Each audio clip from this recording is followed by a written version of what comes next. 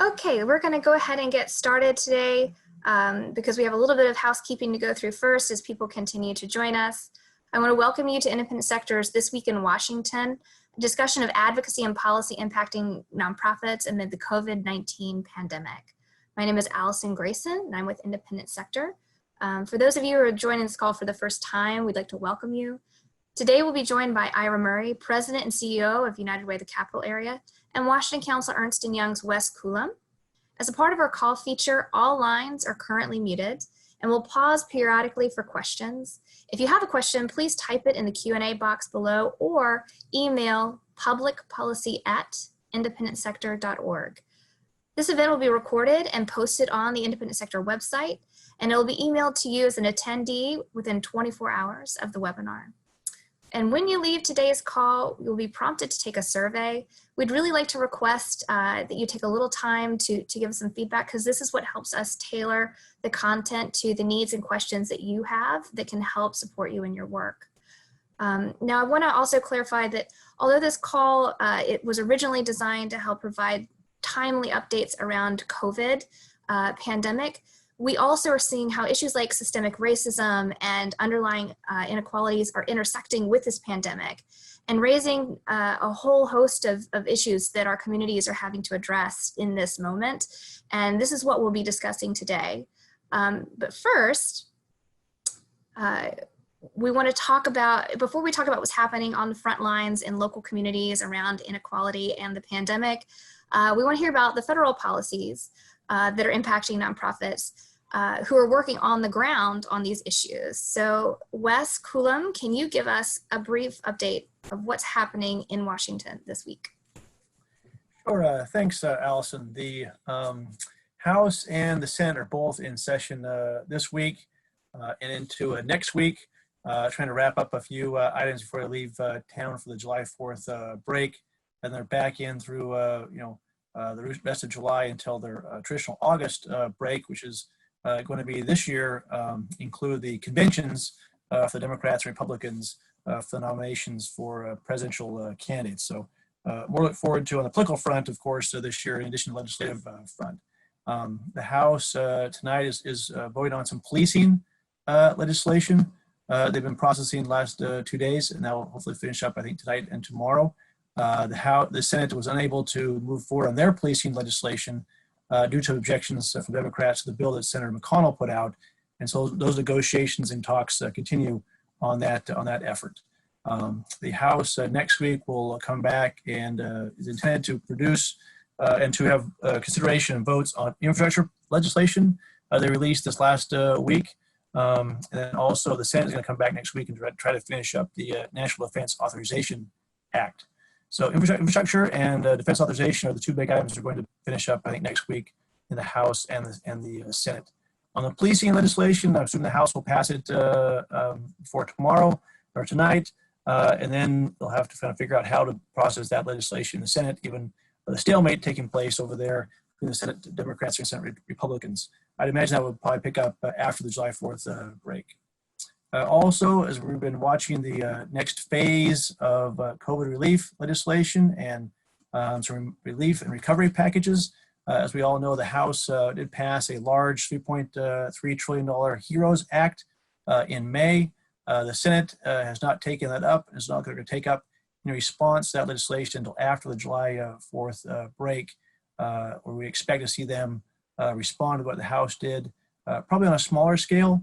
A smaller package has been talked about, either one between $1 trillion and $2 trillion, obviously smaller than the House passed bill. It could include additional tax incentives for individuals and employers, hopefully some additional relief for nonprofits. They're looking for some support, as well as nonprofits are also looking for some expansions of the travel deduction provision that was in the CARES Act earlier this year. So look for that to kind of get more heated discussions in the second and third week of July as we try to negotiate a package in the Senate to respond to what the House passed in May, with the hope they'll be able to finish up something by the end of July, first week of August, before they leave for their August break. So that's kind of what's on tap for the next several weeks in the Senate and the House. Thanks, Wes. So if anybody has any questions, feel free to type it in the Q&A box. Wes, one of the things I wanted to note, so the infrastructure packages, everybody always thinks infrastructure is like, oh, well, they're going to fund roads and bridges. So why did you mention that on a nonprofit call? That's a good question, because you're right. Traditionally, thinks about how can we build more roads, fix our crumbling bridges, which is obviously important for the country, but also includes some things in the House, bill that goes beyond that. There's also some stuff in the HEROES Act dealing with both election security as well as broadband digital access for folks. And that will be a conversation in both, I think, the infrastructure conversation as well as part of the HEROES Act conversation in July. So as you mentioned, there's more to it than just roads and bridges. And so obviously the nonprofit sector is a key element of building a strong society. I think that we should look for ways to expand the nonprofit sector's involvement in those spaces on these issues. Great. So Wes was implying independent sector. We're actually have a working group of different nonprofits that are interested in figuring out how to make sure policymakers include nonprofits in considerations around what should infrastructure and rebuilding of our communities look like. So that's something that independent sector we think is a priority and we need to be a part of that dialogue and providing recommendations on what policy infrastructure need to look like. So with that said, I'm going to turn to Ira, and Ira, welcome. I'm so glad you can join us today. Ira is the president and CEO of United Way of the National Capital Area in Jackson, Mississippi. Ira, can you introduce yourself and tell us a little bit more about your organization? Great, Allison, thank you, and thank Independent Sector first for having me and allowing me this opportunity to engage with the audience.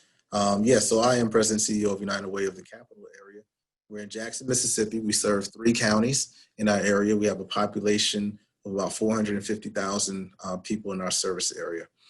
We focus our work on 3 specific areas. One is early childhood development, working with children birth through the 3rd grade. One is youth success, which works with children in upper elementary all the way through high school to make sure they have everything that they need to, 1, complete high school, and then have opportunities open up to them for post-secondary careers and attainment. And then also economic mobility, which focuses on helping individuals and families improve their socioeconomic status, improve their opportunities to have stable income for their homes, but also reduce wealth gaps that we see in our area. I've been in this position for 2 years. I've been in the United Way network off and on since 2005. Allison won't tell you that, but she and I go way back. We started our United Way work together. And I'm just happy to be able to be a part of this opportunity to help you. Great, Ira. So the reason that we want to have a discussion with you specifically today is you kind of hold these 2 areas of expertise. One, you have a deep knowledge of what it means to work on the ground in a nonprofit community, and then in your academic career, you've done some work and research around activism and sort of why do people engage in activism. And this feels very appropriate right now, particularly this month. So June, historically, has been a month to celebrate activism. We're celebrating the 100th anniversary of the ratification of women's right to vote. This is Pride Month. We celebrate Juneteenth this month. So it is a month in which we regularly recognize civil rights, overcoming of a lot of discrimination and barriers. And at the same time, we are witnessing inequality, racism, and a lot at historic levels of activism from across the country to try to address some of these issues. So I just want to pause before we sort of go deep into sort of what you found in your research or what's happening in Jackson and how you're thinking about this as a local nonprofit. I want to give you space just to kind of give your reaction and thoughts of generally what have you seen that's really struck you over the past couple of weeks, either locally or nationally, particularly around the protests we're witnessing in response to George Floyd's death. Yes. So I'm really very heartened to see that there are multi-generational, multiracial coalitions that are coming together around these issues. For years, particularly when we talk about police brutality, something we've talked about in the African American community is something that we've tried to relate to our white brothers and sisters, to our policymakers, that this is a really big issue. For years, there were crickets. You know, we really weren't being heard, or times we were kind of heard, but we promise changes that don't necessarily come, or they get watered down to the point where they're not very effective. And then we also often see societies kind of go back to what the norm was. And it really hasn't done a lot to advance the cause. What I'm happy to see with what's going on right now is that there seems to be a reckoning, not only with police brutality, but with all of the systems that we have in society and how those systems perpetuate racism and white supremacy, how they impact communities of color, particularly Black communities, and what we are able to do as a community to combat them. I'm also happy to see that this conversation is really broadened, not just dealing with police brutality, but we're talking about, economic injustice. We're talking about environmental injustice. We're talking about the education system. In Mississippi, we're talking about symbols. And across the country, we're talking about, who do we recognize as heroes? Who do we lift up as examples for young people and children to want to aspire to? Who do we honor in ways that that make them larger in life, that are immortal in some ways? And we're really having a reckoning across the board with that.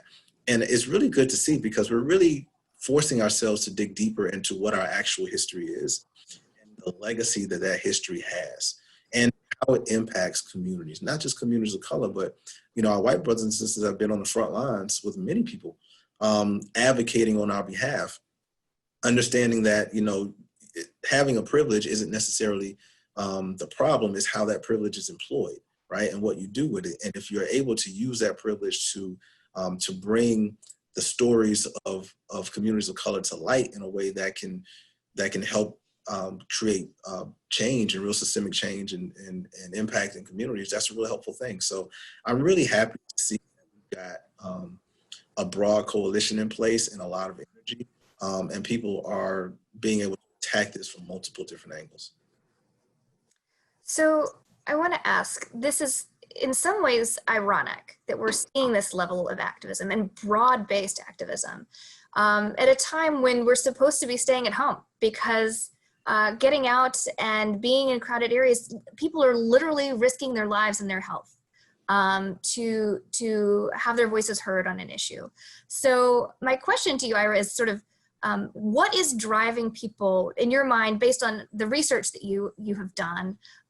You've looked a lot at sort of motivations behind people and their willingness to engage in civic participation and activism. So what is the motivation driving people now at a time where otherwise you would think it was just really inconvenient to exercise this level of activism, but we're seeing so much passion and energy?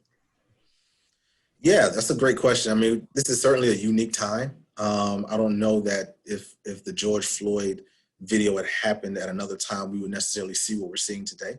I think we would probably still see protests, but I don't know that it would be at the scale at which we see it. We talk about inconvenience, for many Black communities and Black people in general, we live in a constant state of inconvenience. We wake up inconvenient every day because at some point in time, most days you're going to have to deal with something that is not fair, or something that could be better. You have to deal with something that is a certain way because of the color of your skin. And we've kind of been taught to kind of just push on and deal with it, right? I think in this particular era, we're seeing several different factors. So number one, the fact that we're dealing with a pandemic and people are being forced to stay home, it creates a lot. One, it creates stress, but it also creates opportunities for people to really dig into what's going on around them, right? And so some of the research we've seen is that media consumption has changed a lot since the pandemic started. People are engaging more in social media. People are actually watching more news and similar type of content. So I think people, are really more engaged in a way. And then also, people are able to actively participate in protests, in civic engagement, because they aren't necessarily all going to work. students are out of school and they don't know when they're going back. So you have people, for lack of a better way of saying it, who have some time on their hands and have opportunities that they wouldn't necessarily have if they had to go to work every day, or if they couldn't leave their job to go to a protest, or they couldn't leave school to go to a demonstration. You have those opportunities. I think, though, there's a lot of frustration that's being built up right now. And we often see in these types of protest movements that they've been building for a long time. And so maybe there's an event that triggers it, right? We look at the George Floyd situation, we look at the Emmett Till lynching as kind of being the linchpin for the civil rights movement of the 50s and 60s. But this is all built up frustration of stories of not being heard, of issues not being resolved. You're also seeing racial disparities that deal with COVID-19 that are causing some of that frustration, when you're seeing African Americans being disproportionately diagnosed and disproportionately dying of coronavirus. And then also seeing at the same time, now there's a rush to reopen. It's like, wait, do our lives not matter? Like, is the fact that we're dying from this not matter to you? There's also disparities in terms of who's considered essential and who's going to work, right? So if you've got essential services like healthcare, like first responders, childcare, grocery, a lot of those fields are, they have a disproportionate number of African Americans who work there, right? So now you have a large group of Black people who are being forced to go to work during a pandemic, and you're seeing stories of them not being protected in the way that they really probably should be. So now there's that frustration going on. And then you got the economic impact. When you look at the unemployment rate, and everybody being hit hard with that, right? So now everybody's upset. But now, even as we see some of the employment coming back, you're seeing the white employment rate go down, the unemployment rate go down, but you're seeing the Black unemployment rate actually tick up a little bit, right? So it's like, okay, now who are the jobs going to? So that's an extra layer of frustration that we're talking about. So when you combine all of those things with a broken social contract that exists in many communities, you really had a pot that was boiling over, that was just ripe for this type of interaction. And so I'm not surprised that we're seeing communities all over the country engage in these types of protests. I'm not surprised that you're seeing people really challenge the conventional notion of what's valued, of where money and budgets should be directed, of the size of police departments and how police interact with communities of color, but also, reckoning with, hey, how are we interacting with each other writ large and in general and all across all of these different systems? You've given me a lot to think about just now, Ira. I think particularly, it hadn't really occurred to me that people have more capacity, not just in terms of time, but attention span, in order to think about activism. And we can't get distracted by injustice to say, that really stinks, but I have to get my child to swim class, so I'm not really going to sit with this and think about it and what I should be doing. But I have thought a lot more about the frustration piece, and you outlined so many valid reasons why that is true. In some research that I did many years ago, I was looking at why does political violence occur? And a lot of times it's because people feel frustration, but they don't feel like they have an outlet to try to address it or make change. And it looks like with these peaceful protests that a lot of people do feel there is something that they can do, that if they do organize, their voices will be heard. And we've already seen results from some of that. We've seen, to your point, we've seen symbols change in our communities that we've argued over for decades. We've seen some actual policing policies in some communities already change. So we're seeing progress. My question to you is, to what extent do you think that the activism that we're seeing is a signal of people who may be feeling empowered, that they may be able to actually affect change? And to what extent do we think we may see these higher levels of activism going forward? Yeah, I think the empowered piece, I think that there's a lot of truth to that. I do think that, again, people have opportunities now that they may have not had before. I think obviously we're much more engaged and have access to information in a way, and it travels much faster than it did before. So that's a part of it too. I do worry, and this may be part of your question, maybe not be, but I do worry um, about the idea of this being a long-term sustainable at this level type of interaction, because I don't think history really has ever shown us that, right? So I think history shows us that when we have these types of movements, there's typically a period where you're going to have some short-term intermediate success, but then there's going to be a time where people kind of get settled back in and down, and then there's a period of retrenchment that happens, right? So let's think about this. So if we go back and we think about abolitionist movement, right? Which obviously we had the Civil War, and post Civil War we had Reconstruction for about 12 years, right? And we saw tremendous gains, particularly in Black representation in legislatures, in Congress, Black businesses. We had an investment in African American people. We got amendments and everything that happened, right? Well, after those 12 years of Reconstruction, then we had 80 years of Jim Crow. Really, almost 90 years of Jim Crow, right? We had this long period where it went back to, we couldn't go back to slavery, but we got pretty damn close as you could possibly get, right? Separate but equal, you get Dred Scott, you get Plessy, you get a lot of things going on, right? And then fast forward, let's think about Brown versus Board of Education in 1954. You see after that period, you see schools to integrate, you see some areas where there's kind of this fleeing white flight, this establishment of private schools, right? But you see a lot of integration in the public schools. To the 90s, 2000s, where we are today, we're more segregated now than we were prior to Brown in our schools. And then you look at voting rights. We got the Voting Rights Act of 1965, right? And look where we are now with voting rights. We're getting voter suppression at almost unprecedented numbers in recent history. We're having people wait in line for 6 hours just to vote. We've got Kentucky, for instance, going from over 3,000 polling places to 600 polling places. And it's making it harder for people to vote, particularly in heavily populated African-American communities. So I say all that to say that, I think we have an opportunity to really make some gains, to really get some policy changes as a result of this. I don't think it's sustainable long-term. Call me a pessimist if you want to. I don't know how long it will last, but what I think is most important is those who are really committed to justice work, racial equity, go hard in this moment to get as many gains as we can possibly get, because this moment really is not guaranteed to last for a long time. And at some point, we're going to be over the pandemic. At some point, we're going to go back to as close to a normal state of affairs as we used to. And you don't want to lose that momentum. You don't want to have missed the opportunity to make changes when you had that opportunity. So I'll give another example very quickly.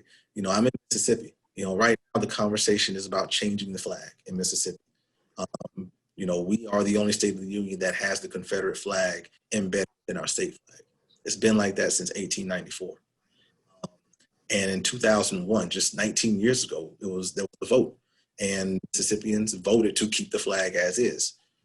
Now, fast forward to right now, in response to what's going on around the rest of the country, there's a renewed push, and this is happening now inside the legislature to actually change the flag. We've got the lieutenant governor who's on board. We've got legislatures across the aisle who are on board. We've got chambers and businesses, our state colleges and universities. We're getting pushed from everywhere to change this flag, and we're on the precipice of making that actually happen. Right? But this is a moment where you're not necessarily going to get this again. So we've got to push and push and push if we want to see this through. So this is a great opportunity moment. Nonprofits and community-based organizations in this moment, we have to really push hard. Think about suspending that strategic plan. Think about saying, hey, let's put a pause on some of this work that we've been doing, because we've got some real great opportunities that we might not necessarily ever get again, and take advantage of that. We can come back to the strategic plan. We can come back to the interventions and the programs. But this is a moment where we really have to step forward and take advantage of the opportunity before us. So there's two things, Ira, in what you said, which I just love. One is this idea, which has been around, the academic policy circles for years, is this concept of a policy window. And so there's sort of this limited amount of time, and a lot of nonprofits do all the background work to get ready for when this small window of time opens up where you can actually make some change, so that when it opens, you're ready to run. You have all of the proposals you need, you go. And that's what you exist to try to take advantage of. And I think that is absolutely true in this situation, because this is a level of activity. You just outlined all the reasons why this is such an unusual circumstance. And it's a level of activity that probably can't be sustained in the long run. So how are we going to utilize this window as a sector? And then the other one is there's this misperception that policy happens incrementally. And there's actually a lot of research that says it doesn't. Policy happens, you talk about the need for change for years. So the Mississippi flag, right? You talk about it for decades, and then all of a sudden this window opens and you see this seismic change, and then the window closes again, and then you start it all over again. And so I think what you're saying about this is a moment in time when the nonprofits, we need to think very carefully about how we're expending our resources, how we're focusing and prioritizing our issues, because this could be a unique moment that will not be sustained. And so a lot of, I tend to be someone who's very cautious. I like to research things a lot and say, we have plenty of time for that. But this may be a circumstance where that's not true, that we really need to take the good ideas that have been circulated by racial justice advocates for years and get them done, and get them done quickly. So I think that's really fantastic insight. One other question I have for you, Ira, from a United Way perspective. So there's a great article on the website called The Conversation that is an academic who's saying that a lot of these uprisings are actually fueled by a lot of different things, including the worst public health and economic crisis in generations, unprecedented levels of divisive politics, growing income inequality, a disintegrating safety net. So COVID and all of these other things just were, as you had said, like it's a powder keg in some ways. And these are all issues that still need to be addressed. And I know United Ways, in yours in particular, you're looking at a lot of these issues more broadly. So when we think about racism, income inequality, all of these underlying problems, what do we need to be thinking about in terms of next steps as nonprofits in trying to think through how we help contribute to these longer term issues? And in addition, I want to get your insight specifically related to Mississippi. Mississippi took longer than other geographic areas in the last recession to recover.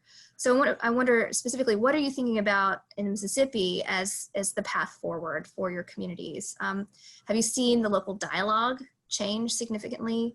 And do you see any new windows for potential action or new partners? Yeah, that's a lot. Appreciate that.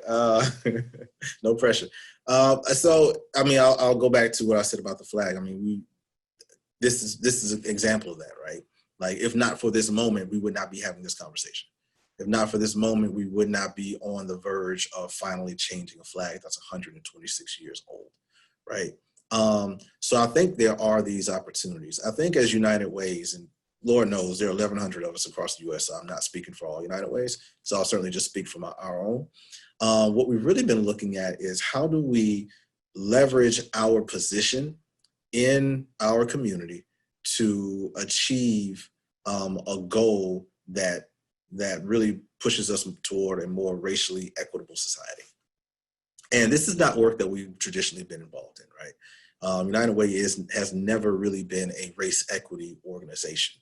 And it's really only been in recent years where United Ways across the country have really more intentionally and intently engaged in this work. So the question we have to answer is, okay, what is our lane? What space do we fill that isn't currently being filled by all these other organizations, particularly in a place like Jackson, who've been doing this work for a really long time and know this work much more than we do. And for us, we've kind of fallen into that space of community engagement, of coalition building, of being sort of, in a collective impact way, a backbone organization for race equity work. Because one of the things that we found is that, a lot of this work does happen in silos for a variety of reasons, but there needs to be a collective agenda that we can move towards and really support each other's work in doing that. So for United Ways, we work across multiple sectors. We work in the corporate space, we work in the community space, we work in the foundation space, the government space, the local small business space. We've got all these relationships and that we can leverage to bring in folks who can really help move this work forward, but have diverse perspectives and can really impact racial equity in different ways and within different systems. So that's one thing we can do. We're also thinking about the different channels in which we can engage folks, particularly, Allison, you alluded to it, the way that media consumption has changed in the midst of COVID-19. How do we capitalize on that? So one of the things that we're doing at our United Way is we just kicked off a new television series with our local ABC affiliate called Mississippi Matters. Airs Sunday nights at 11:30.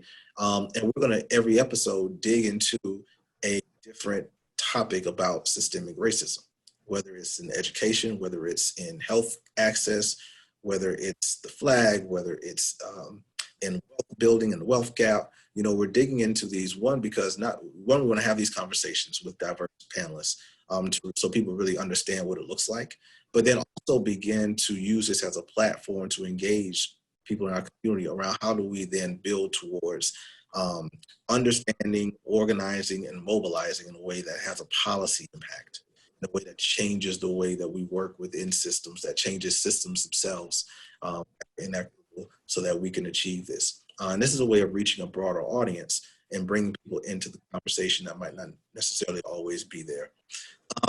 I do want to say this is a great time to do that. People are interested in having these conversations. And conversations about systemic racism and white supremacy are not always easy conversations to have, particularly from white brothers and sisters, because you often have to be introspective. You really have to reflect on how have I participated in this system? Who have I harmed? What have I internalized that's toxic not only to myself but to other people, right? How have I benefited from this? And then figure out, how do I use my position, the privileges I have, the relationships I have, the capital I have, to create change in a system that needs to be torn down and changed. So this is the time. We might not get this time for another 20, 30 years. And we just have to take advantage of it and be creative about the different ways that we go about it. So one of the things that strikes me as I'm sort of piecing together your answers is, you're saying people are consuming more news than ever, and you're launching a TV show to take advantage of that attention span and the format in which people are consuming more information right now, which I think is a great example of the kinds of ways we can think creatively about modifying our work at this moment. Ira, you've given me a lot to think about. I imagine you've given folks participating a lot to think about. I want to remind you, if you'd like to ask a question, you can type it into the Q&A box. I know we're running a little bit long, but I want to make sure people have a chance to pose questions. I know also someone posed a question for Wes a little bit earlier. So as you're thinking about, if you have questions for Ira, let me go ahead, Wes, if I can ask you some of the questions that were posed by Jeanette. One of them is Congress likely to give federal permission to forgive grants for the Main Street loans for nonprofits? That's a good question. Currently, the Main Street program under the Federal Reserve does not conclude loan forgiveness It's only a straight loan program with various terms and rates, but you got to pay it back. Unlike the PPP program, which does have a loan forgiveness aspect, only applies to smaller organizations. That issue is on the table for consideration as part of the Heroes Act conversation will take place in July. There's interest in doing that. Hard for me to handicap whether it gets included in that package or not, or if they find a different way to solve that problem. And there is an interest in finding ways to get large organizations above 500 employees some access to forgivable loans so they can't access the PPP program. Definitely on the table for conversations with the July package. Great. Two more questions. There's some, they just want to know the status of the above the line deduction. Is it likely to move forward as independent legislation or as a part of the next COVID bill? And I think the same question applies to unemployment insurance legislation. Yeah, on the universal travel deduction, there is legislation introduced in both the House and the Senate from Senator Langford and 6 bipartisan senators in the Senate, and then Congressman Walker and Congressman Pappas in the House to raise the UCD for 2020 as part of the CARES Act from $300 to 1/3 of a standard deduction for single and married filers. So substantial increase in that deduction. I think there's a good chance that they would have some movement on that. There's definitely some opposition and concern from the Senate Finance Committee in particular on expanding that far. But the sector has been pushing for it, and with bipartisan co-sponsors like we have in the House and the Senate, I think there's a good chance that they'll have some movement on that in the larger bill. But I do not see it moving separately outside of the conversation with the larger relief package next phase in July. As far as unemployment insurance is concerned, there's also legislation on that, addressing that with Senator Scott in the Senate. There is a potential effort to move that fix for UI for nonprofits through the Senate by itself as a freestanding proposal. Great. So we have a question for Ira and maybe for me too. I'm not sure, and it's not an easy one. Ira, if this policy window will likely close soon, is the sector going to rally around systemic policy change at the federal level to address inequities? Which I think more is for me than for you, but I'd be interested, where are you? You said you're doing a lot to have conversations about what the changes need to look like. At the local level, where are you looking to where do you see opportunities to alignment to try to take advantage of this window, particularly around systemic change? I'd be interested to hear from you on that, and then I can kind of react from a federal level. Yeah, so as a local United Way, our focus really is on state and local policy, and even policy within sectors and organizations. Because one of the things about systemic racism that's really important for people to know is, it's an onion, and there are several different layers. And, there are things you can do at the top layer that don't always necessarily affect what happens at the bottom layer, right? So let me give an example. When Brown v. Board of Education, when that decision came down, it outlawed segregation, right? Which was legal segregation aimed at states in the South. It did absolutely nothing for de facto segregation that was occurring in the North and the Midwest. So you actually saw cities like New York, Chicago, Boston that were actually more segregated than cities like Texas. And that never, and so the Brown decision never affected that, right? So we have to think about where our spheres of influence are and where we can really have the most impact. And it's not always at the federal. The federal is always the big fish, right? And we certainly want to push for what type of changes we can make. But oftentimes we'll see that, those decisions that are made at the local level, who the DA is, what are the policies, what is the city criminalizing, right? The city criminalized marijuana possession, which affects young Black men, right? Those are decisions that can be made locally that have a really big impact on systemic racism in your community. Now, as a system, as United Way Network, we are pushing at the federal level to make some changes. And we're doing that in concert with United Way Worldwide as a group of local United Ways. But our real work is on the ground in our own communities. So I would agree. And I think the progress we've seen so far has been at the local and state level from a policy change standpoint. And I think for those organizations like an independent sector that work at a federal level, our first question is how can we support the local action? Because in some ways the adage all politics is local is absolutely true. Even federal legislators care about what people think locally. They don't necessarily want to hear from independent sector first. They want to hear from the United Way of the capital area first. And so one of our questions is how can we build the capacity, provide the organizations that are doing this frontline work with the resources they need to make this push at this time. But I want to flag a couple of other things.